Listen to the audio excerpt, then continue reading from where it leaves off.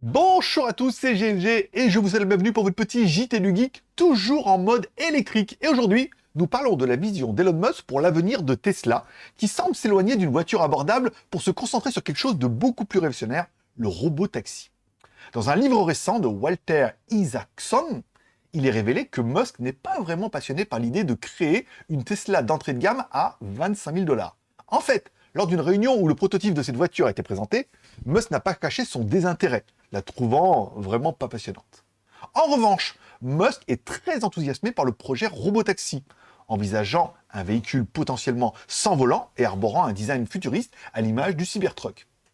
Il voit le robotaxi comme un produit capable de changer radicalement le transport urbain et ayant une portée historique.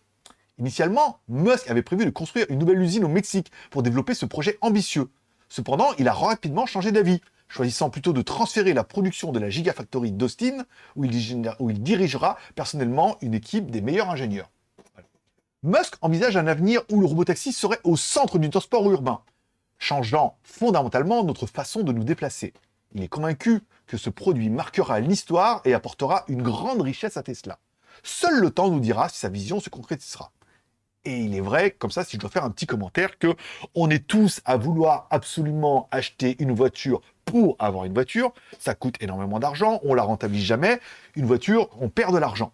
Le fait d'avoir soit des véhicules qu'on peut partager, encore une fois, c'est déjà quand même beaucoup plus intéressant, comme le fait Tesla, et le fait d'avoir 1 million de robots-taxis, tu as besoin d'aller à un point A à un point B, si tu sais qu'il y a assez de taxis et que c'est très économique, moi personnellement, je serais le premier à me dire, autant prendre un robot-taxi, machin, je vais aller là, voilà, c'est pas cher, et puis au moins comme ça, au retour, il me ramène et tout, faut un autre, pas exactement le même, celui-là.